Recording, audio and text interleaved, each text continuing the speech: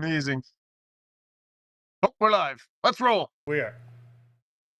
Just waiting to see the thing. Here we go. And roll it.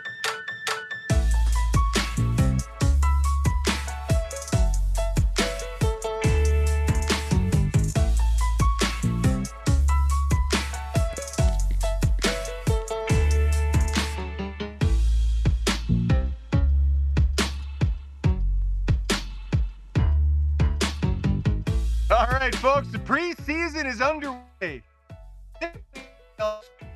Happy for these things now. Oh, this is perfect. You're really cutting out here, Shogger. But listen, they do matter. They matter for guys trying to make the team. They matter for guys battling for spots, trying to establish themselves.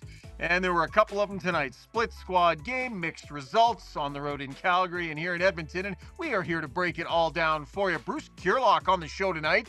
Or Curlock. I think I said it wrong last year. I think I was saying, I think it's Curlock. Bruce Curlock on the show tonight. He'll join Struds and Brownie and I in a little bit. Rob Brown finishing up his duties on 880 Chet. He'll join us soon as well.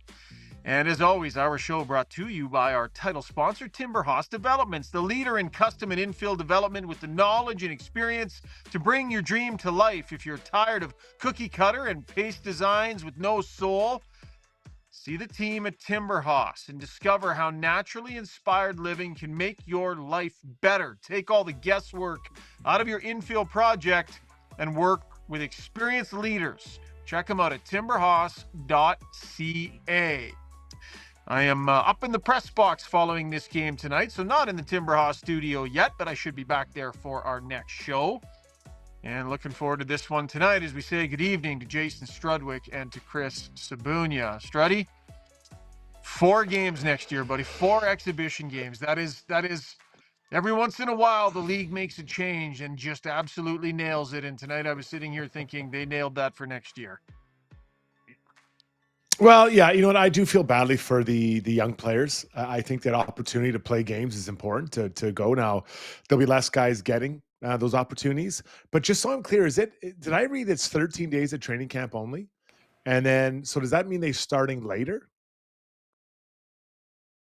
I don't know. Oh, you mean next year? Next year, yeah.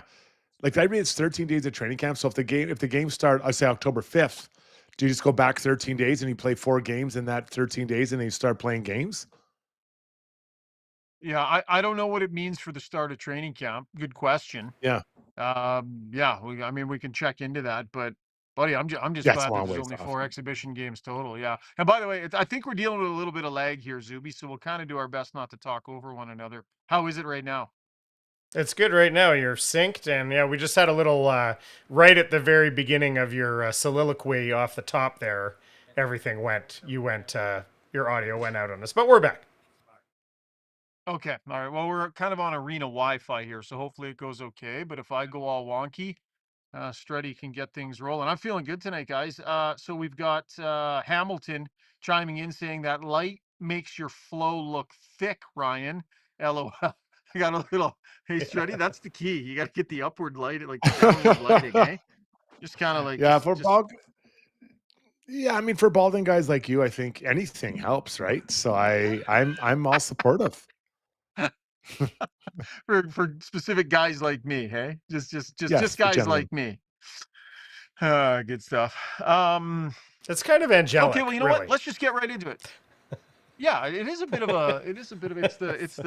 it's the booths above me. I'll kind of tilt my camera back just a bit. That's where the brass sits. So us medias, and we're on the front row here, and the brass sits in the booths up behind us. And so it's the lights coming down from there. Sometimes when you're sitting in this row here, you can hear what they're saying up there behind you. And I'm not going to get into any details about who, but there have been some people back there pretty loud over the years, banging fists and throwing stuff around, Struds. Yeah. Yeah. Yeah. I listen, they're intense. The problem is that I'm guessing if it's an ex-player or someone who's played sports, you can't do anything about it. You just watch and you got to release that intensity. Yeah. Yeah. The countertops up there definitely took a beating over the last couple of years. Okay. Well, listen, we have 2 games to talk about. Bruce Curlock's going to join us. He was actually at the game in Calgary. and had a chance to watch that one. I had the video on, but it was a little laggy, so I could sort of see parts of it. Some parts of it here and there, but certainly can talk about this one, and we can break down the win in Calgary with Bruce in a few minutes. Rob Brown's going to join us as well. So let's get to breaking down this game, shall we? And that is brought to you by the Canadian Brew House. Hockey lives at the Canadian Brew House. During every Oiler game day at any Edmonton and area location, enter to win Oiler home game tickets at Rogers Place. Plus, enjoy $1 off Molson Canadian and Coors Light tankers. 30 plus beers on tap, 50 plus TVs at all locations, and the largest rooftop patios in Canada. It is the Canadian Brew House. So Strud's on my list of players that I was interested to see tonight and going to be paying a little bit of extra attention to. I would say Regula was a player I was paying a little extra attention to. Tomasek, who we think's got a good chance to start the year on the team. Trent Frederick in the middle. And of course, Savoie playing on a line with him and Pod Colson. So those are the ones I was keeping an eye on. We can go over a few of those. Who were you interested in tonight? That's my list. My list was in a different order though. Tomasek, Savoie, Regula, Frederick. Okay. So Very good. so In we're on the no same. particular order. So why don't we start? Well, why don't we start with the D man? We haven't talked a lot about Regula, and this guy has barely played any hockey over the last 12, 13 months. But I have to say, Struds, when I'm around the rink and when I'm talking, even a conversation tonight with one of the players, and there seems to be something about this player that people like. Stan Bowman's gone out and grabbed him a couple of times, but even guys that he's out there on the ice with, there's something about him. He's rangy. People seem to like him. Now, he clearly needs to get games in here because he's barely played, but what did you see tonight? Well, so I had a thought in my head what he looked like. I thought he looked rusty. And he did look rusty to me. And when you don't play a lot, that's kind of how it looks. But I also want to see how much space he can take up. He looks big. He looks long. Like he looks like really long arms and he takes up a lot of space. I thought he skates pretty well. He's a big man. Right shot D made a nice play at the end of the game to kind of, I think it was stopped a goal or at least a really good chance in there. But I just, he didn't stand out against that group of players for Calgary. So I think that he's a guy that is, I think he's destined for the AHL. And I can say that strictly off this game because he needs to get those reps and get up going. But he made me want to see more. And the more I want to see is in the future. He might get another game or two, but I want to see more in the future as he shakes off Russ, gets his game legs back underneath him, and see what he can be. He was very willing to get in front of shots tonight. So lots to like about his game, but he just looks like a guy who hasn't played in a while, and that's what he is. That's kind of he That's lived up to what I precisely what he expected. is. Yeah. Yeah, yeah. 17 minutes and 47 seconds of ice time. I think was on the wrong side of a penalty kill at a certain point. I think on one of the goals against, if I remember, having trouble reading my own notes, just noticed the stick wasn't in the right position here or there. These are little details and little mistakes. You're not going to pick it apart too much for a guy that has barely played over the last 12 months, as we said, but it'll be interesting to see. What I'm interested in him is if there will be a certain point this season where we are talking about him as a potential the next guy to come up and get games. If there's an injury, is he going to be the guy? Can he play his way into a position where he's next man up? That's what I'm interested to see if he could do by Christmas or January or February or something along those lines, Struts. You got to think going down and getting those games and then establishing yourself, building some trust with the coaching staff so that when the two coaching staffs check in, they say, you know what? This guy's coming. This guy's getting his game sorted out. And we definitely think there's an NHL player playing in the American Hockey League right now. That's his challenge, right? That's the challenge. He's got to go down there, and he's got to, when they call down or when whoever goes down to watch him, man, he's the most improved player, or he's getting this rust off his game, or we got to find a way to get this guy more games and get him up because he looks like an NHL defenseman. Now, looking and playing like one every night aren't always the same thing, but he's got to go down there and I do believe he'll get sent down. I know that's hard to say after the first game, but that's just where we're at here. And I think that he goes down and he really he's the hardest working guy, brings it every night, and I think he can work his way into that conversation of God needs to be called up. or should be called up. All right, let's get to the Weiss Johnson YouTube chat here. Weiss Johnson Heating and Air Conditioning has their end of season AC sale on. It is now until the end of October. Get up to 20% off any in-stock air conditioners. Visit wjjingle.com. Remember that website, wjjingle.com, for exclusive specials. Just forgot your back, jingle lovers. wjjingle.com. Weiss Johnson, whoa. Canadian Patriot says, how come Rishaug sounds like he has a mouthpiece in? Zuby, do we have that going again? Where I remember I was slurring and had a bad lisp for all my words last year. We get the same thing tonight? Not that I'm aware of. I think it's just a matter of you're not on a real mic, you're just on your headphones mic. So it's as we've discussed, Struddy with his new mic sounds like, ABBA playing at the, whatever concert hall. Good. He sounds so perfect, and I think it's just the difference. We've got one here from Tyler Mulick. Says, I'll tell you, Atro Lepinin looks absolutely fantastic in Calgary over 20 minutes and was never in trouble. Be interesting to hear Bruce's take on Lepinin. He's a player that's getting a little bit of chatter in and around his name. Certainly did have that coming into training camp. Let's push to the forward, Struds. Tomasek, our first opportunity to see him in some exhibition action. Give me your impressions. He looks like and is a very experienced veteran hockey player. He was so calm with the puck. He'd get it and he was willing to calm it down, reset, get organized. I was looking for that, the poise. So I guess a word that the grown-ups use is poise. I thought his skating was pretty good. Got around the ice pretty well.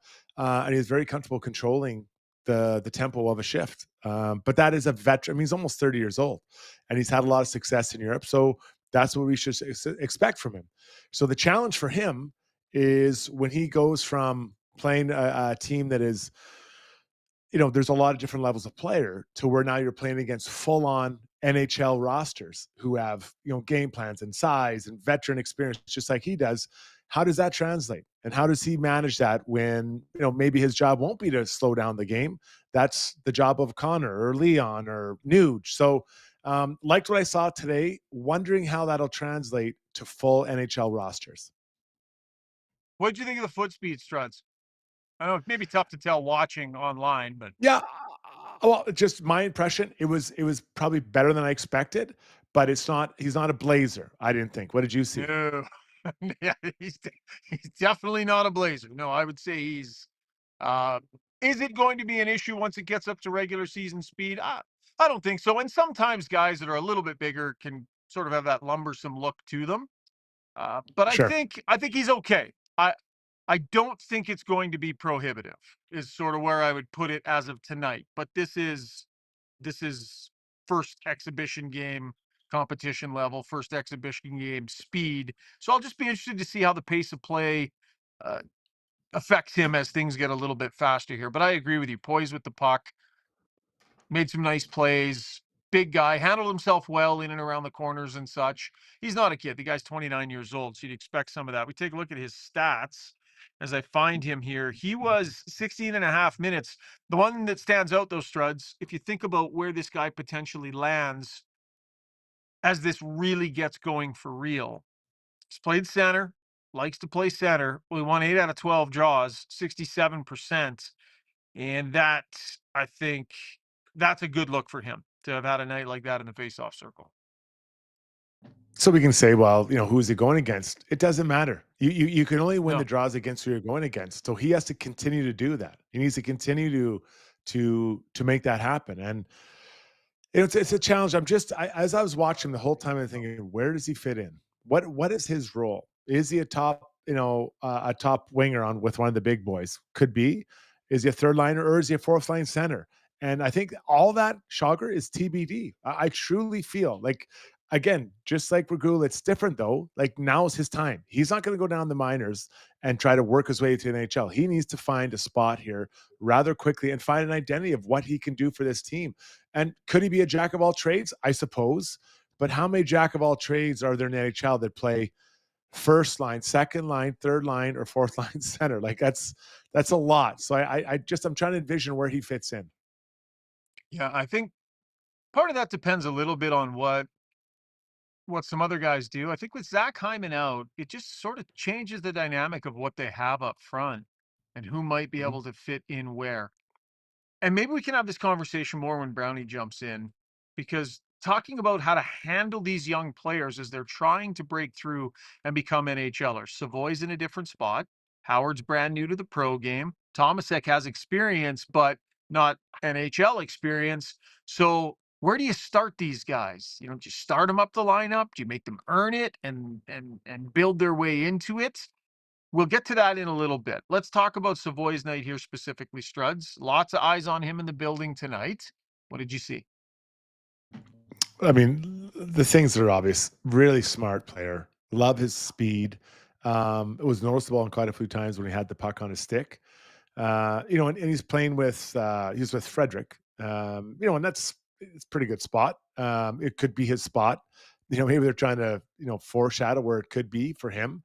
And I kind of like that dynamic. I thought he it's clear what he is. When I look at him, I have no doubt of what he is going to be and what he has to be to play in the NHL. And I thought he kind of showed it tonight. Maybe a little bit of nerves early, but honestly, Shoggy, I like of all the guys we're talking about, like just trying to find their way. I know what he is and what he needs to be, Shoggy. Yeah, yeah, for sure. I think I remember he when he came up last season, yeah, a little bit of Jack Michaels and I were actually chatting about this tonight. A little bit of traction with Draisaitl there, just a little it looked good for there were a few games there where he looked kind of good, showed some flashes. Um, it's really going to be interesting to see if, with the opportunity presenting itself, it's something he's able to, first of all, how the coaching staff's going to handle him. How far up do you start him as things really get going? And do you like Struds, do you start him on a third line and then make him earn his spot next to one of those guys and not necessarily start him there so that if it doesn't work and he falls off? I've always it's kind of an interest. Yeah, It's almost like a psyche thing. What's the best way to handle the player? Right? Start him on the third line. Is it fair to yeah. start him next to one of those guys and just say, here it is, don't screw it up? And if you do, we're all going to cover it that day at practice when all of a sudden you've got Trent Frederick back on your Yeah, line. You know what yeah. I mean? Yeah, well, two things. One, the Hyman injury makes it a lot different, right? That really, because now there's really kind of almost two spots up for grabs there. The second thing is, I heard Chris Knobloch talking about, and he said it's not just how the player plays, it's how other guys are playing and how it all fits together about where or the player ends up. So, after one game, he definitely hasn't skated his way off a primo line. I think number one, he's got to crack the team and then find a spot that works for him. So I'm more inclined. I'd say I'd say I'd probably have Savoie up on that top group before Ike Howard, just because of some pro experience. And then Tomasek, I need a week at least to kind of see him a bit more to see what he is. So I guess if I'm handicap it, kind of just not just off this game, but what I was thinking heading into this training camp, it was Savoie 1, Tomasek 2, Ike Howard 3. Yeah, I would probably agree with you. The other thing I wonder too with Hyman being out is the likelihood of Ryan Nugent Hopkins starting the year on the wing much higher now. I think I heard Gregor talking a lot about it. We've discussed it a little bit. Ryan Nugent Hopkins playing more center this year and going with that three-headed monster down the middle. And I think there's a chance that we see that, all things being equal. But I can't help but wonder with Hyman's injury and the lack of Yeah. proven guys that can be in and around that top six, maybe it just makes more sense for Nugent Hopkins to be starting on the wing. Yeah, I like that, and the byproduct of that is Trent Fredericks your third line center, where I think ultimately he should be, or you got Henrique in there. But I like the idea of a big, strong center as my third line center. I look at Winnipeg, what they have now. Obviously, Lowry's out for a little bit here, but I like that idea. I want that big, heavy presence, and they just grind teams down. Speed on the wings with that guy. To me, that makes a lot of sense. Matchups anywhere you want. So, Nuge starting the wing. Yeah, I think it's possible. I think we're going to see a lot of moving parts here because there are some new players trying to figure out where they fit, Majapani included. And don't forget how willing they were to play Kapanen up the lineup last Sure. year in the playoffs even. Yeah, And in big so moments. Yeah. with Zach Hyman Yeah, and with Zach Hyman not available, I mean, that's who got the bump, right? We're seeing Vasily Podkolzin on Draisaitl's line during skates. We're seeing Kapanen, the early one, to get the bump up to that line as well. And again, it's so early in training camp. Like, we're going to talk about the lines because I do think they matter, but it's just so up in the air and so much can change. So we're not going to speak about these lines as though they're gospel or the way the season is going to start, but just an interesting strategic decision about a player like Savoie who, how much of a look with the big guys do you give him even an exhibition season versus just get him out there, see if he can generate, see if he can get a little bit going with the other guys and let him work his way into it. So when he arrives, he's got some confidence and some feet underneath him offensively, as opposed to putting him in there and waiting for it to happen. And if it doesn't, now how long are you waiting? And then it was a failure, and then Yeah. he's down, and then it's, you know what I mean? So it'll be Yeah. interesting to see the way that Knobloch handles that. As I was watching the game, I was just kind of jotting ideas down. And one of the things is Chris Knobloch has a ton of options. He has tons of options. I mean, how many players do Yeah. they have that can be centermen are also wingers, or even left wingers or right wingers? Like, there's just so many options here. So I would like to see him experiment in training camp. I really would. I would like to see, and that includes inexperienced and or youngish players on in pretty key roles. See what it looks like. See what it feels like as you work your way through that. Ace 96 says two really good things are Pods and Pickard, the two P's. So Ace 96 pointing out a couple things he liked from tonight's game. I thought that Podkolzin had a couple of nice rambunctious shifts. I don't expect these guys to go all out all the time, but it's good to see a guy clearly go, all right, I'm going to try for this shift and get up to full speed and really get going out there. And there were a couple shifts I thought from Podkolzin where he really looked like that was his thought process going out there, Struds. He picked his spots and they were good. Yeah. Yeah, and listen, I mean, just for our listeners, if you didn't know it, like Connor didn't play, Leon didn't play, Bouchard, Ekholm didn't play. There's the big guys were not playing. Nugent Hopkins, I don't know if I mentioned him, but anyways, um, I'll just as a veteran, I can only imagine after coming out of 2 Stanley Cup finals, the value placed on this exhibition game isn't there. It's more about how you feel. Like, how do my legs feel? Do I have jump in my legs? And so there are some shifts you're like, okay, I got to go. I got to get going. I got to make sure my legs, okay, my legs are good. I know I'm okay. Or they're not quite there. I may have to do something more the next week. So it's more about how you feel and your timing rather than really the outcome. And if that kind of makes sense for our listeners. Yeah. Hey, Zuby, any sense timing wise how we are with Brownie? Like, do we want to jump in with Curlock here and we'll do takeaways with him? We before can. Brownie He's gets on the available, show? and he's available, and I haven't heard anything from Brownie yet. Okay, so why don't you do that? Give him a shout, and we'll get that segment done. We'll bounce right into the other game, and then we'll get that one done as well. And then when Brownie hops in, then we'll be through that portion already. So you want to just do that, buddy? We'll get Yep. to takeaways right now. Yep. I think he's ready. You want to do the break, or you want to just have him jump in? Yeah, let's have him jump in because then we'll be able to break in order to get Brownie on. So Okay. do you have and sorry, we're kind of producing on the fly a little bit here, folks. Do you have takeaways ready for the bridge, or do you have them on scoreboard here, Zuby? I had HSE core as Okay, perfect. as Let me takeaways. just grab that. Yeah, just let me grab that real quick here. Perfect. Okay. That was our breakdown brought to you by the Canadian Brew House. Thanks for bearing with us a little bit here, folks. Let's keep pushing through and let's talk a little bit about the Calgary game in our takeaway segment brought to you by HSE Core Services, from creating and managing safety programs to audits and those required contractor registries. Your business compliant so you can keep working. Visit www.hsecor.com. That's www.hsecor.com for more. There he is, becoming a bit of a familiar face here on Got Your Back. Bruce Curlock joins us. How you doing, buddy? Doing good. How you guys doing?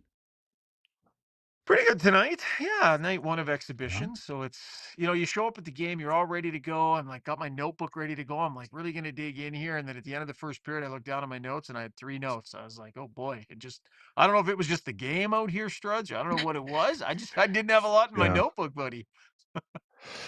Yeah, I wouldn't say it was a massively high event game. I'm not sure that these early ones are curly though, are they?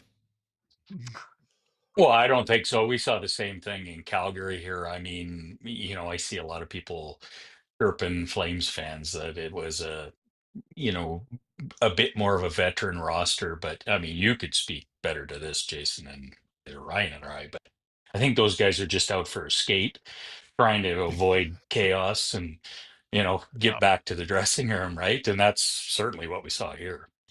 Yeah. So let's start with for those who wouldn't have watched that game in Calgary, I think Oiler fans pay attention. They see an assist from Ike Howard on the opening goal. Like, give us a thought on the assist first and foremost, but what were your observations of Howard tonight? Yeah, a nice play. A really good. Actually, it was. Jason will love this. It was really Emerson and Kulak that set this play up more than anybody else. Oh boy. Um, yeah, really nice. They went back and forth in their own zone. Kulak made a great pass up the ice, and credit to Howard. He stretched on the weak side and took in a probably 100-foot pass and did it well and found the Kapanen flying down the middle and in the net it went. So high skill play, and that's what you expect from him. I like what the coaching staff did, putting him with Lazar and Kapanen, two vet guys, high motor guys too. Don't require him to do any heavy lifting, along the walls in the offensive zone and things like that. Not that he didn't do that, but they could have took the pressure off him by having those two guys. He looked very composed. I thought he looked energetic. I think the big thing more than anything, like his offense was fine. I mean, he attacked well, made some nice plays. I think the big thing is in his own zone tonight, he didn't make any mistakes, 100% effort, you know, made the plays he needed to make to get the puck out of the zone. That's the big thing. I love hearing that because that's the awareness, right? The awareness that Yeah. this team isn't going to just let me skate one way because I'm looking up the roster. At best, what is he? Fifth, sixth best offensive player on the team today. Today, now I'm not talking 10 years from now, but I love hearing that, and that's not every young player gets that or understands it this quickly. Yeah, I think that's right. And I think, I had heard, I didn't hear the comments from Coach Knobloch, but it sounded like he kind of laid a bit of a hammer down on both Howard and Savoie and where they would, what their expectation level should be as to where they are and or where they might be. That's a good message to send. And B, if Howard heard that publicly, I suspect he's heard it privately. He took it to heart tonight. Looked good. Looked really good. Over 23 minutes for Atro Lepinin. And some chatter online here, even on our YouTube stream, about a really solid night described as not being in any trouble. What did you see? Yeah, that's exactly right. With Atroleptin, the thing I'm going to say right off the bat is in Finland, it was crystal clear. He has NHL offensive and transition capabilities to his game. There's just no question.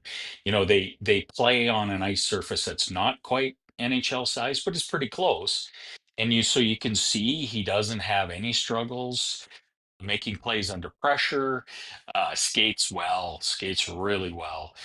Not afraid to lug the puck up the ice, ran the first power play tonight, moves the puck around really well. And again, the big thing is he's a little undersized. And I liked his game in his own zone. They had the Flames had a couple of cycles. He stayed calm on it, like, got into his man, found his mark. In one case, he actually broke the play up and made a nice little pass, and out they went. So nice debut for him. I don't think with him, the offense or the transition piece to this is it's NHL level. He would be ready for that. It's the back end side of this, and it'll be interesting in kind of call it game 6, right, of the exhibition season if he's playing. What does it look like then? As I watched the game in Edmonton, I'm like, where do these guys fit in? So with him specifically, where would he where would you project him to fit in this group of? There's 5 for sure, and so there's one Mhm. spot. Like where does he slide in his role? Like I'm trying to understand that why he signed there and why they signed him. Like what does he do? That's a great question. I did he look at it and say Jake Wallman and Brett Kulak are free agents next year? Did he Yeah. look at it Okay. and, and maybe that's part of it? Did he look at it and say, get over here, get some games? Injuries will happen. Cam Mhm. Dineen played last year. I mean, who's to say that Atro Lepinen won't play this year? It, you're right. I do have that same struggle in the sense that they have Emberson, who is not that same type of a player, but is, if not undersized, very average sized. If Troy Setcher, who certainly is undersized, and now you're adding Atro Lepinen down there at that end, and he has that. So I have that same struggle, but I do think that he probably just looked at it and said there, if there isn't a spot this year, there's certainly a spot available. I think next year. And if there isn't in Edmonton, and a whole bunch of NHL teams are going to watch him this year. Yeah. Yeah, that's a good point. How was Samuel Jonsson? Oiler fans are Hey, wondering about fantastic! him. Yeah, thinking about the Yeah, future with him. yeah, fantastic. I mean, both him and Day were very good. Day really was not challenged much. He came in with, I think, about 3 minutes left in the second period, and I think I posted that the Flames by about 15-minute mark in the third period. It was pretty clear they had it. But Janssen definitely had to weather some storms. A couple of pretty good power plays in the first, and then a couple of good five-on-five sequences where he was asked not only to make a save, but then to make a rebound save going across the net. Hmm. He looked really good, really composed, much better than I thought he looked in the prospect game. Some of that helps. You've got a little less chaos in front of him. Big guy, squares up nice, kind of muffles the puck pretty good. Doesn't give out a bunch of rebounds, which is nice. And it's a really good debut. So I want to lay this one out there for you as we get set to wrap up here, Bruce. Anybody else Mm. stand out for you? I saw Clattenburg had a scrap. What else stood out for you? Well, Clattenburg for sure. Fight, goal. He's always in it. He's a absolute chaos creator out there. You're gonna love him in Bakersfield. He's got to work on his puck skills, but yeah, he had a very nice game. Philp looked really good. If he wasn't their best forward, he certainly was in, the running for it tonight. Won a lot of critical faceoffs. He's a wagon when he gets going, and he looks even a little bit faster. His skating has come miles. And what I liked tonight, I thought, and again, a little bit early to make this suggestion, maybe, but the play looked a little bit slower for him in the defensive zone. I think what Hmm. I saw last year in the NHL is that wasn't quite sure what to do, a little bit hesitant. And tonight he looked very confident. So, he was good. Josh Szymanski looks like he's a bit of a player. He's going to spend time obviously down in Bakersfield, but man, for 6'3" kid, he skates really well. Was really good in the faceoff circle. They used him on the PK. Kind of like him too. Bo Akey. Bo Akey out of nowhere really had it wasn't a very dynamic night or anything, but just really composed, much better than I saw him earlier in the prospect games. Lots of guys had really good nights tonight, I thought, in Calgary. All right. Well, that is a thorough run through the game in Calgary. Bruce, appreciate you coming on, buddy, and hopefully you'll come back, join us again sometime this season. We'll talk some more hockey. Sounds good. Anytime you want me, fellas. Have a good night. All Thanks, right. Curly. That is. Oh, by the way, are you doing some writing? Where can people find your stuff? Oh, at Substack, at B Curlock is where you can find me. Happy Curlac Substack. Perfect, buddy. Look forward to reading you. Have Great a good one, stuff. fellas. Cheers. All right. Thank you, my friend. All right. That was Takeaways brought to you by HSE Core Services. Hey, Zuby, why don't we get to the relentless player of the night? And that is brought to you by UCAN Youth Services, an Edmonton charity relentless in helping 16 to 24-year-olds step out of harm's way and into meaningful work. Make the change today right here at home. Visit ucan.ca. That is ucan.ca. Once again, our charitable partners here on the pod, and happy to have them on board. Who are you thinking, Struds? Well, obviously I'm going to go with the D man. It's opening night of the season, preseason. But I'm going to go with Matthew Schaefer. We know he was a very high pick, the highest pick actually. New York Islanders got him. And tonight he had an apple, 24 minutes. But this is what was interesting. He had 9 shot attempts, 5 hit the net. I know it's preseason, but that is pretty good. And I'll be following this player over the course of the year because I really like the way he plays, and I think he's going to be, really since a young Jason Strudwick entered the Islanders organization, they haven't had a player like that. So I think that, he's big shoes to fill. But yeah, no, also in all seriousness, I think, see what, Noah Dobson's gone. He's now in there. It'll be interesting to see how it shakes out for him. Finally, someone that Islander fans can cling to like they once did their hopes on a young, full head of hair on Jason Strudwick. Okay, that was our Relentless Player brought to you by UCAN Youth Services. Zuby, you want to get to our poll here real quick, too? Where's Brownie at? Do we know? Where is Rob Brown? I haven't heard anything from him, but he kind of knows the drill, but I can double back and see where he's at. But all right, well, get a feeling for his timeline. In the meantime, let's get to our DeBoer's Golf Shop and Fitting Center YouTube poll. Nice, healthy little following tonight, post-game, pre-game. We got good numbers on here, so thank you so much for joining us, everybody. DeBoer's Golf Shop and Fitting Center. It's the best time to get fitted right now because your swing is at its best. Fall clearance is on. Big savings on apparel and footwear now. Go down to 5311 99th Street in Edmonton. Struddy, the game's in good shape. I'm finishing strong here, buddy. I'm persevering. I'm fighting through. I've got, I'm working my way through injuries, but it's going well, buddy. It's going well. No, I'm glad to hear you're really, really hitting your high note here at the end of the year, and with the bad groin, the bridge must be really helping you out.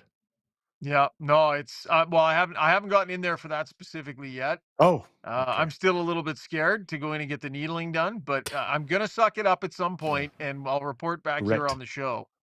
But yeah, got to show some grit and get in there. Zuby, what did you get for a poll tonight? Did you come up with one? We never talked about it.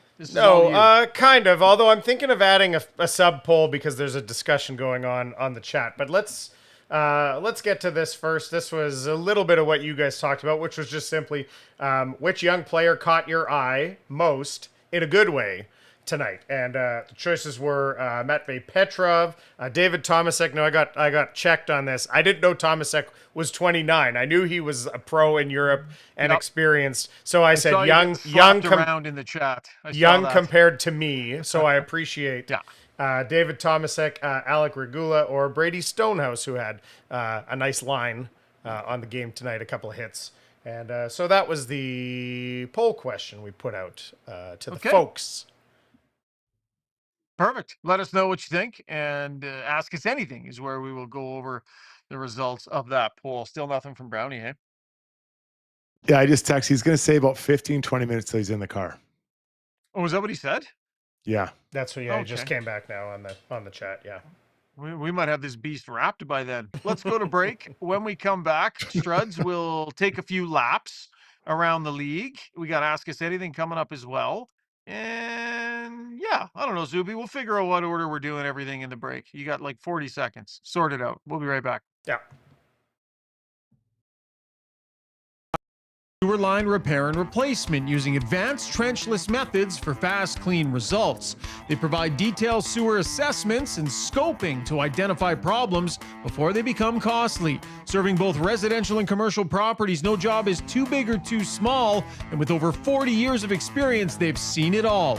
Trust Mainline to keep your lines flowing smoothly.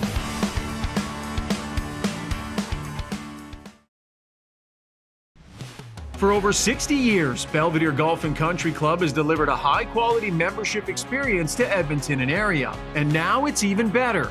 Drainage and irrigation improvements in 2024 have taken course conditions to a new level. This commitment to long-term sustainability means exceptional playing conditions all season long. Belvedere's tee sheet availability is unmatched, so join now and experience golf the way it was meant to be played, on your schedule. Visit BelvedereGCC.com today. Bring it home after Yeah. that. Okay.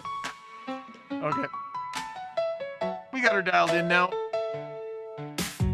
Welcome back to the show. Time now for us to take a couple of laps. Brought to you by The Bridge Physiotherapy. Rehabilitation at The Bridge is a comprehensive approach extending beyond temporary pain relief and focusing on developing long-term strength and resilience, supporting that active lifestyle. Physiotherapists, chiropractors, massage therapists, strength coaches, they got it all. Clinics at Edmonton, Sherwood Park, Lethbridge, and St. Albert, providing accessible team-based care across Alberta. Thebridge.fit is the website. Struds, take a couple of quick laps, buddy. Where are we going? Yeah, well, there's a lot of games tonight, but really interesting story. Darren Drager kind of put out earlier today on Twitter, and I'll just quote him, says, ongoing discussions between the Predators and Luke Evangelista. However, the two sides remain significantly apart on money on a 2-year term. The talented young forward has left Nashville and is returning to Canada to continue to train while negotiations continue. So for those who don't know him, he's a really talented young player, 23 years old, 32 points last year in 68 games. He's a talented guy, and I how I feel about this Rishaug. I'm going to kind of put a bit of blame on both sides. For a young player, you got to be in those training camps. We saw William Nylander miss it when he was holding out and didn't go well the rest of that season. Luke's not that player. But also from the Preds, I mean, you had a god-awful season last year. You need to have everyone in there and go in the right direction. So I appreciate that there's always negotiations in here, but Shoggy, I don't think either the player or the team are in a position to really fight this battle where they're at. So I think it's a bad idea from both sides. Well, how much can there be between them? How much daylight Well, can there be between them? And I mean, for not being there, he's still reasonably early in his career. Like 24 games the first year, yeah. 80, and then 68. But it's not. I don't know. It just feels like for whatever the difference is in the money, whatever the daylight is between the two of them, boy, to not be there and to leave. Like when you leave, that gets serious. Like Mason McTavish left the Ducks. Different level of player, though, and that's with all due respect to Luke. For I sure. mean, Mason McTavish is they're working on the length of a deal. I'm guessing it's going to be a 7-8 year deal, massive amount of money. This is a 2-year deal, and I get it. You're trying to sort these things out and you're trying to get there all the money you can, but you need to be there and have good years because you have 2 good years. That next deal is a monster. But if this first one's a layup, now the next year the pressure's on to prove yourself. That's where I always. Yeah, I always think long term. If I have 2 good years, I'm going to hit a home run in 700 days. But if I have a bad year, now I got to have a great year next year, and I might not because I might have an injury, and now I'm sitting behind the 8 ball again, struggling. So the point I was making, those Struds, is it's different when you get on a plane and leave the city. You know what I mean? There's contract issues Yeah. and such. It's not like it's going to be a day or two. When you fly home, Yeah, well, he's going home to train, because I mean, you can't skate in Nashville, right? Or there are ice, but who are you going to skate with and all that stuff? So he's going to go back, and I kind of understand, like I do understand that a bit because you have your setup, or you have your trainer, you'll have all that stuff back home wherever his trainers are, and skating coach and all that stuff, where you might not have accessibility to that, especially in Nashville, right? If he was playing in Toronto, it might be a little different, or a Canadian market.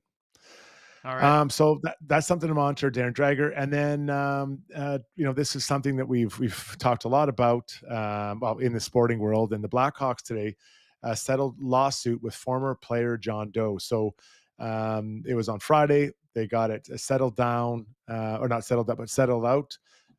So the former player who had sued the organization for failing to act when informed on sexual assault allegations against the former video coach during the 2010 Stanley Cup playoffs. So this is Scott Powers and Mark Lazarus with, going on. But I mean, it to me, it kind of snuck a little bit under the radar. But I think it's important that this has been settled. We know there's been a lot of players a lot of coaches and management, all that involved in this.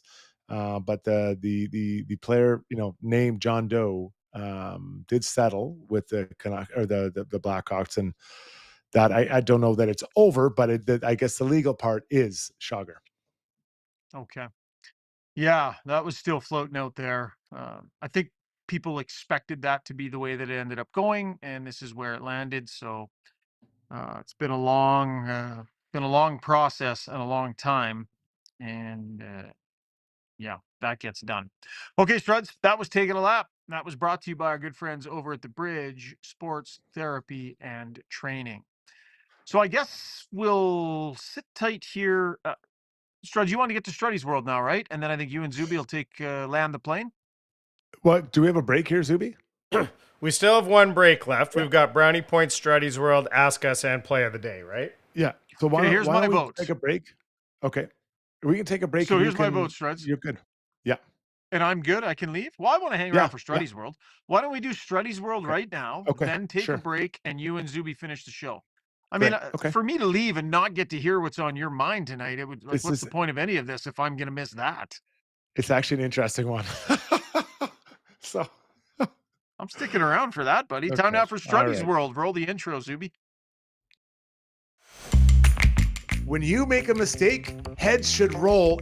It's not right. And I'm here. Someone has to put their foot down. Now that I say it out loud, it does sound a little crazy. God, I look good.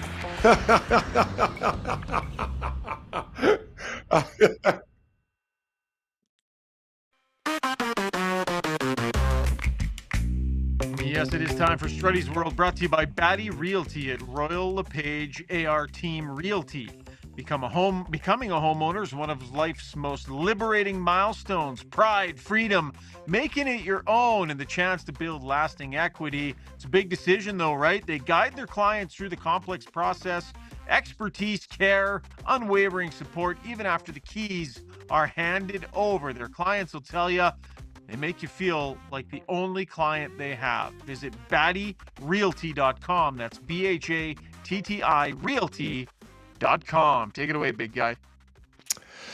You know, I take a lot of pride in my yard. I'm always trying to work on and clean it up. And you know, I have a shed. And today my son was out there and he calls me. I was out this afternoon. He calls me, Dad, there's a problem. I'm like, oh no, what happened? He's like, there's a dead rabbit in our shed. I'm like, what? And we have a fence around our yard. Like, I don't know how. So I'm like, okay, it's just, you know, just keep your distance. Like, not that he's going to be attacked or anything. So I go at home and yeah, sure enough, I felt badly. I'm not dropping poison or anything like that. I think what happened is that somehow the shed was left open.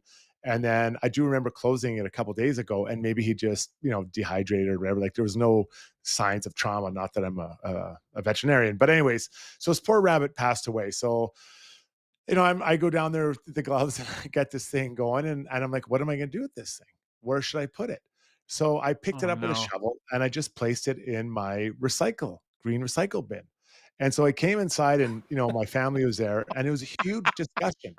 What do you do with this rabbit? And I'm like, well, it is recycle. It's like, it's, you know, it'll compost down, I guess. So I guess I'm looking for not reaction, but maybe an opinion from our listeners about what to do with this fully intact rat. Because am I not wrong to say that it's just meat and it should go and be put in the green barrel? So it's just sitting there. My wife's man, it's not in a bag. I'm like, well, it's what's the difference between that and a steak that I didn't have, right? And again, I did not do anything to this rabbit. It did whatever it did to itself. So we understand. We're not going to have PETA chasing you around here. Animals die sometimes in yards, and that happened. Interesting, the decision to so you took the rabbit, you scooped it up with the shovel, and just walked over to the green bin and just opened the lid and just plopped it in there. Shut her down. Just shut her down. Just like, and it was, and I thought it was kind of a fair place. So my son's like, we gotta have a funeral. I'm like, we're not having a funeral. Like right away, I was like, that's not happening. So but then my daughter's like, you got to be more careful. What do you want me to do with this thing? So if anyone knows, like, I'm all ears right now. But I don't know, Zub, what's your thought on it? Well, it's organic, I suppose. It's so I can understand that train of thought. What's his name here? Canadian Patriot said, you starved a rabbit. He said that was worse than what you did to the. I think we know that. We don't know that happened. It wasn't on purpose. I mean, my guess is you're probably supposed to call animal control or something, and they would come and For a dead dispose of it. rabbit? You think you call animal control for a dead rabbit? We have lots of deer in my neighborhood, and they get. I mean, a deer's not a rabbit, but when a deer gets No, hit, a deer is not a rabbit. But when a deer gets hit by a vehicle, which happens unfortunately from time to time in my neighborhood, I know you have to call animal control. They're the ones who come get it, so maybe they'd come get the rabbit too. One of my kids suggested we burn it, like we give it like a send off, like a Viking send off, and I'm like, I don't know. I mean, I get where you're coming from. You know, give it the honorable burial, I guess, but no, that's not happening either. So it's quite an exciting day. Kayla Weethorn says, Lord have mercy, Struds. Animals aren't recyclable. And I thought the no phones in the gym take was bad. So Kayla is not feeling what you're putting down here. Tyler Mulick says, 100% right call. You're getting called Elmer Fudd a lot here. Rabbit Mars assassin. Boy says, Mars Boy says a deer wouldn't fit in the green bin. I don't know. I feel, are we being careless here? Are we being heartless and careless? Do we have a moment of silence for the rabbit here just so we're paying proper respect? I don't know. Are we being callous? Are people shocked and horrified that we're having a laugh over a rabbit that perished? Well, I think I was clear. Like I was sensitive to it. I mean, it wasn't like I hacked it down, right? So I mean, it could have happened in the forest. It could be laying dead in the forest, right? So there would just recycle. I think we're being sensitive. I mean, I'm truly looking for input. If it's not shipping in the green barrel, someone let me know. I'll take it out and throw it in the garbage. But I just felt that was the right move. So when I did the mouse thing out of the shed, I went black bin, which I'm not sure if you guys have our black bin in Sherwood Park is our garbage. I went garbage in the black bin. That was the call I made. I never even thought about compost. I never even thought about that.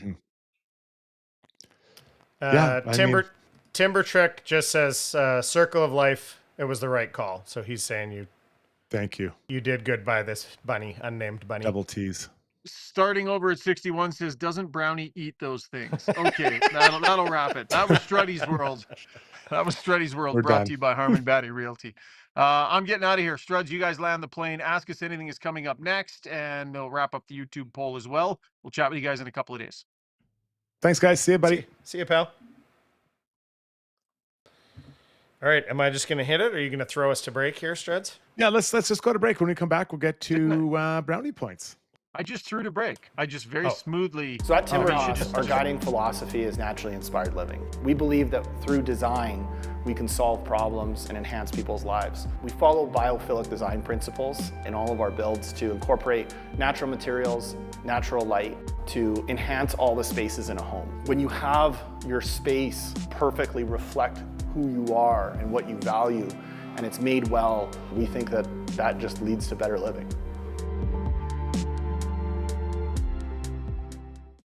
If you're considering a vinyl fence, don't be fooled by cheap marketplace imitations. Get top quality vinyl fence from a trusted company with 20 years in the industry.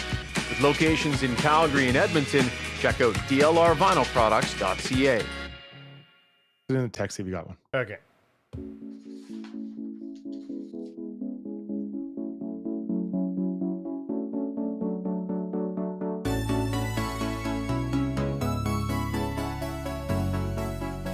So good. I absolutely love these graphics. Just nailing it. Apps on fire tonight. Thanks for joining us here. We've got Strudwick, and of course we got Zoobs with us. Now it's time for Brownie Points, brought to you by Alberta Ram Dealers. The 2025 Ram 1500 is Motor Trend's Truck of the Year. Visit your Alberta Ram dealer to get into this award-winning truck at a competitive price. Capable, stylish, powerful Ram. All those words actually describe Roberto Brown. Roberto's busy with his other duties, so he has sent us his brownie points, which is really nice of him. It was. Absolutely. Let me get us up here. I still got him. You can begin. I'm going to try to put myself in the thing here. All right, well, let's get to the first one. 90 brownie points to the Toronto Blue Jays. The Jays won their 90th game of the year, and with it secured a spot in the postseason. Here's hoping they can hold off the Yankees over the 6 games that remain and clinch a first-round bye. And that is a great story for sure. One brownie point, actually a big one, though. to the KC Chiefs that won their first game of the year by boot-stomping Strud's winless New York Giants. We'll circle back to that one in a second. 92 brownie points to Oilers' Vasily Podkolzin, who Brownie thought was the best Oiler tonight, and by quite a bit. He was a veteran playing in an early exhibition game. He should stand out, and he did. And lastly, 88 points with the split squad exhibition games today. There are only 88 games left till the playoffs start.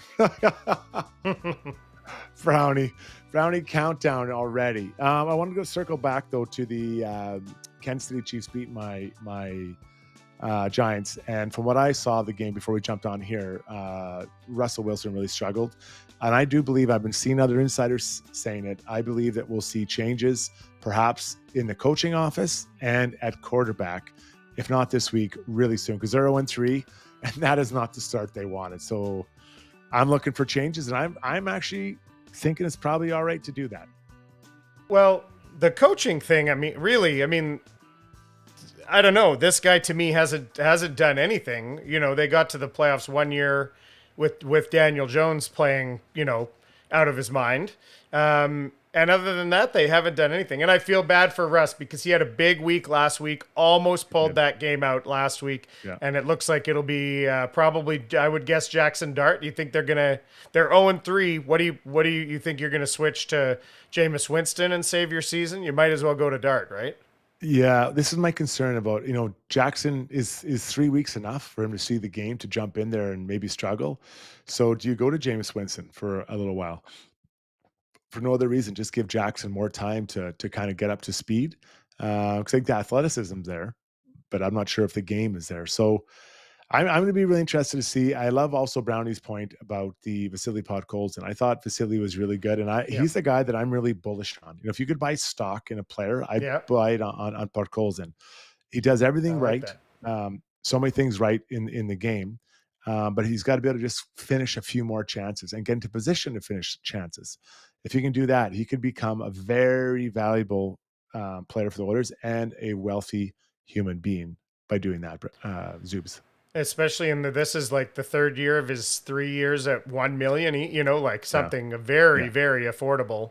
I'm hoping for, I like the guy, and obviously Leon likes him, and I'm kind of hoping for a breakout too, even if that makes putting this team together even more difficult next season. But I'm pulling for the guy.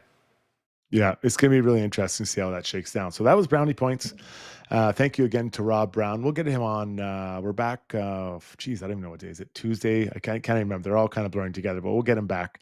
Then now it's your time. People write to ask us anything, Zoobs? Yeah, let's do it. Let's get to Ask Us Anything, brought to you by BJ Electric Supplies. Founded in 1976, BJ Electric Supplies is a full-line distributor providing quality wholesale electrical products for use in industrial, commercial, and residential settings. Proudly owned and operated in Edmonton. Visit bjelectric.ca. What do the people want to know, Zoobs? All right. This is going to take me a minute here because I have to take care of our sponsors here, which is this part I didn't set up. They're back. There they are, BJ Electric, helping us out here on Ask Us Anything. Okay, let's go into a few here. I'm feeling a tiny bit disorganized, but we got a few to get to. Chad Jenkins pointed out, and this is, I wasn't able to kind of dig deep and research this, but it was my memory as well. He's referring to Matt Savoie here, that he said the team was playing like trash when he was up last year. I recall they were in a bad way. It wasn't a great time. It wasn't it wasn't the best of times when he was up, which I wonder if that limited how much they were going to allow the mistakes to be made and whatnot at a time when I don't think things were going that smoothly. If I recall, Chad seems to think so. No, and so that's too. I mean, I think that you are right, and I think when you get called up, you want to be called up to a team that's really rolling. It's not always easy to try to crawl into a situation where the team is struggling, and you're all excited, and maybe the team is winning, the coaches are mad, and players are gripping their stick a little tighter. But for Savoie, you want those first opportunities to play at any chance you can to get with your team and see what it's all about. So for him, it's just one practice at a time, one period at a time. Just keep doing the right thing, watching, learning, talking to the older guys, being attentive to the coaching you're receiving, because there's a lot of good coaches on this group. And I think that's the big thing. Just try to keep working your way towards, being an everyday NHLer. And, there are things he does really well, and just keep doing it. When you get the chance, you get a game with the big guys, show what you can do. You don't have to dominate the ice. They do that. You have to be a complementary piece and make sure you're facilitating the game for those guys. This is an interesting question from Puffy Lover. This might be just more, maybe not a prediction, but just a thought, or who you think it might be funny. Puffy Lover says, "Who is the first Oiler that Evander Kane will fight?" I say Darnell Nurse. Who do you think it could be, or who would be a great storyline, or a great on the marquee there, or the heavyweight tilt?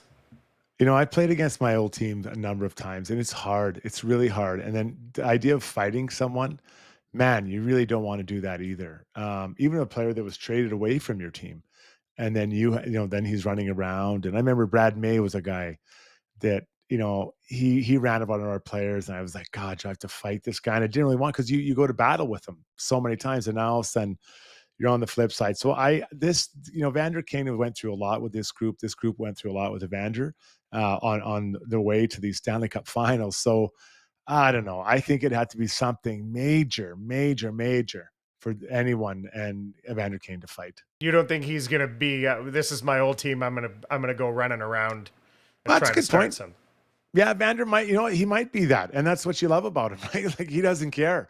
But even that, 2 Stanley Cup finals with the group, man, that's tough. Let's just say I'll be surprised. Okay. I would be surprised.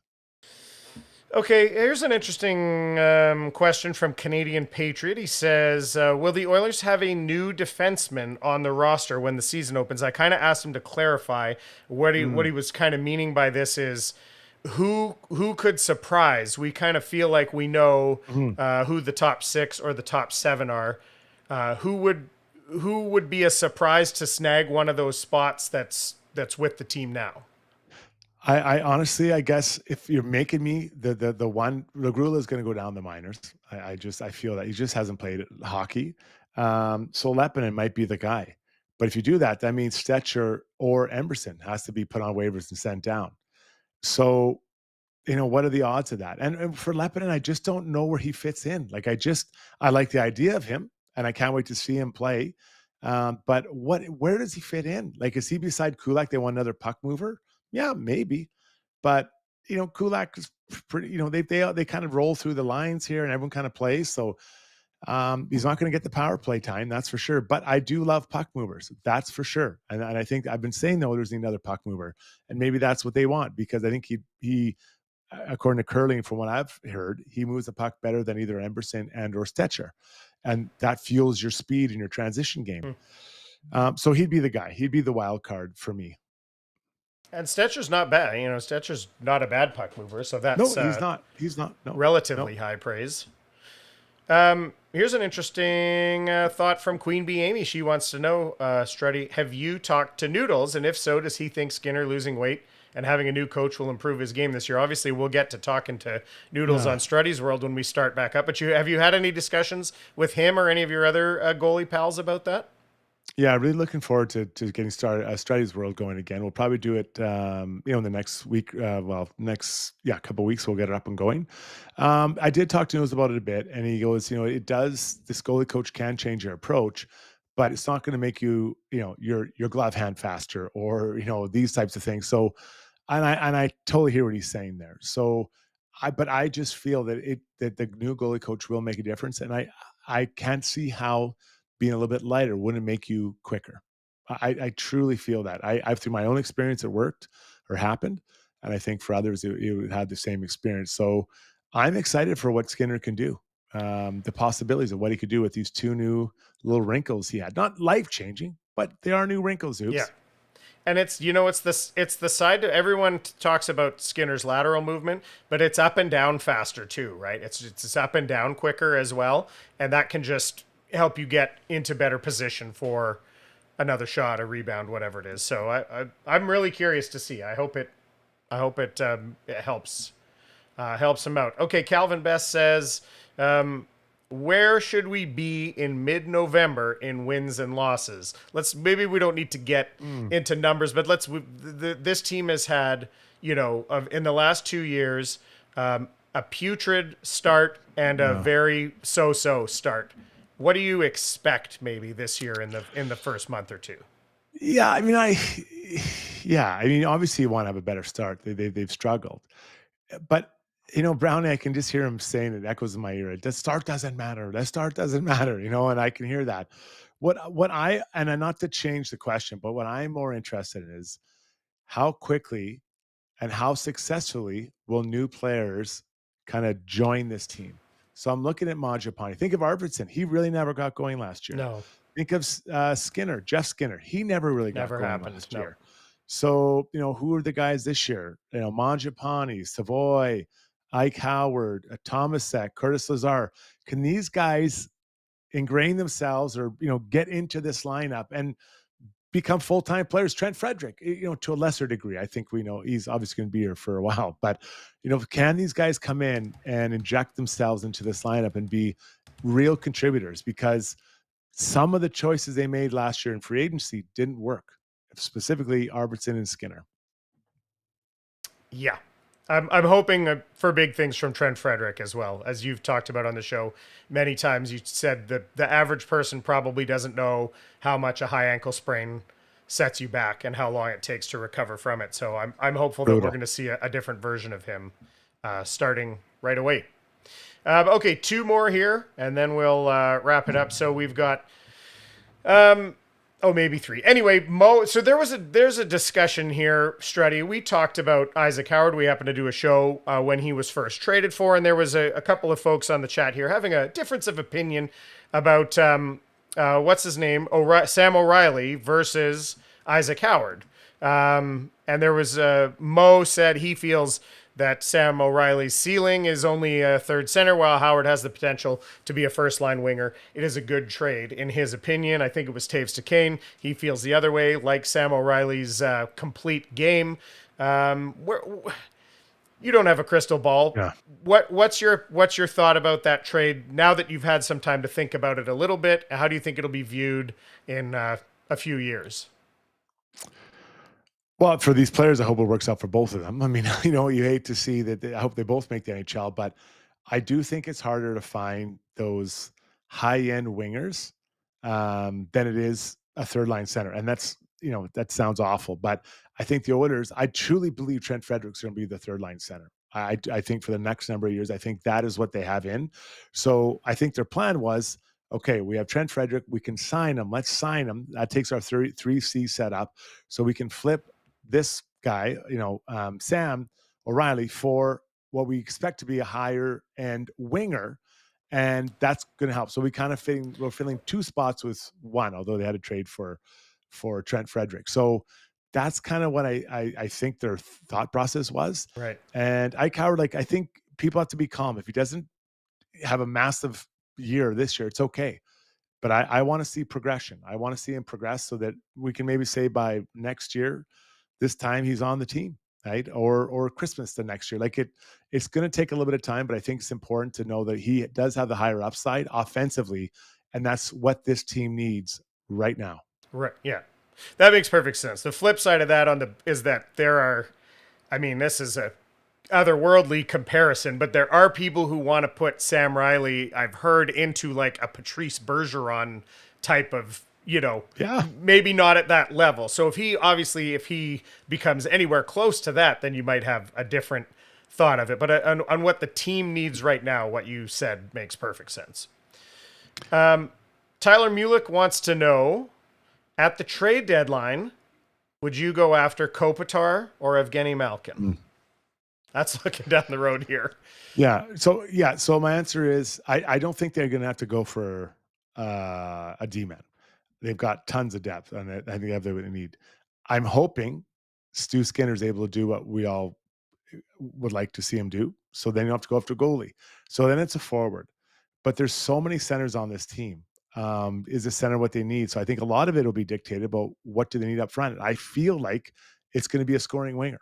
I truly think that's what they're going to need. So no.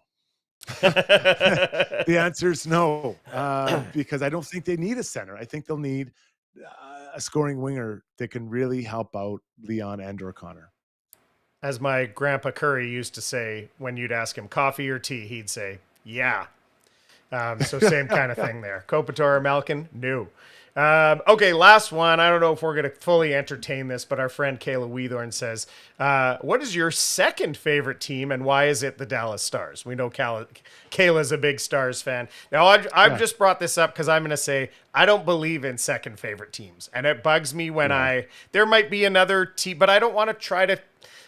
In football, I'm a Seahawks fan. I enjoyed the Patriots dynasty just because I think Tom Brady was so amazing to watch, but I can't bring myself to say that's my second favorite team because I feel that's like, whatever. It's like playing the field. That's like covering everything on the roulette table. And I don't like that. So I don't have a second favorite team. Well, I do like the Dallas Stars. They've got a lot of depth for sure. I think, Kayla, you're going to have a fun year. I think they have a new coach in Glenn Gullickson will have different approach to things, although Pete DeBoer is a pretty good coach. One of my good friends, David Pelche, is the assistant coach there, so I want to see him do well. But two of my favorite defensemen on that team, Mayor Heiskanen and Harley, I like both those guys, Jake Ottinger. Dallas Stars are going to be good. And I do feel that the Oilers are going to have to probably, plow through that group again to get to the Stanley Cup final, although they really plowed through them last year. But my second favorite team, I cheer, after this, it kind of comes teams I played for. Like, I don't really cheer much for Vancouver. Like, I would like to see them do well, but I'm not really but I do like the Rangers. Like, that's a franchise I have a lot of good memories with. Right. I do in Vancouver, but the Rangers, I hope, and my friend's a GM there, so I hope for good things for him and his team. Right. So I'd say that'd be how it works. Yeah. There you go. I like that. That's a good answer. Yeah. So thank you, everybody, for that insight. Before we get to the play of the day, let's get into the poll. Wrap up the poll, Zoobs. Good idea, Struddy. Amazing. Yeah, tonight's poll was which young, I'll put young into quotation, air quotes, as I might have screwed that up. Which player younger than me caught your eye in a good way tonight? David Tomasek, the least young of the young players, getting 57% of the vote. Petrov, 26%. Regula, 13%. And Brady Stonehouse, 4%. Over 100 votes on our preseason stream here tonight. And we appreciate everybody being here. A lively chat. Yeah, and thanks for jumping in, everybody. Preseason, we're all getting our beaks wet here, and we'll get her going. So before we wrap things up, let's do our play of the day. And this is brought to you by Mainline Water and Sewer, your trusted choice for over 40 years. Specializing in sewer line replacement and expert water line repair and replacement. Slow drains are a sign it's time for attention, and aging lines can cause basement backups. Their trenchless method is quick, low impact, and often finished in a day, complete with a backflow protection. Visit mainlinewaterandsewer.ca. All right. I'm going to go to baseball, and we're seeing something truly amazing here. Seattle Mariners catcher, don't call him back catcher, and slugger, Mr. Raleigh, otherwise called the Big Dumper, hit his Major League Baseball leading 58th home run. This is absolutely amazing. And the Mariners are on fire right now, by the way. I think they won tonight, but I better double check that. But anyways, 58 home runs, the most ever by a switch hitting player. Beat Mickey Mantle. You may have heard of him. This guy's having an unbelievable year, and it's a great story. So congratulations to the Big Dumper. Terrible nickname, though. I drafted him to my fantasy team last year, and he had such a poor start that I dropped him. and catchers, and I'm just kind of new to fantasy baseball. Having a catcher that's like head and shoulders above the rest offensively is a big deal. It's very because most of the catchers they're not there to be good hitters. Because it's so specific playing the position. So it's like the tight end in fantasy football. When a tight end in fantasy football gets you a lot of points, it's just free money. It's so good. So good. True. Okay, everybody. Well, thank you. First game, post game under our belts. Thank you for tuning in. Thanks to all of our sponsors. We really appreciate your support, and we appreciate all your support. When you tune in to us, turn on, tell a friend what we're doing here. We really enjoy sharing our thoughts with you. Zoobs, any final thought before we cast off for the next for the evening? No, I think you nailed it. Tune in, turn it up. We'll be here. Tell his friend you can get all the podcast tomorrow on wherever you catch your podcast. Zuby will have it ready for in the morning. So thanks for tuning in on behalf of Schauger, myself, Zuby, and of course, Roberto Brown. We'll talk to y'all next time and have a good night.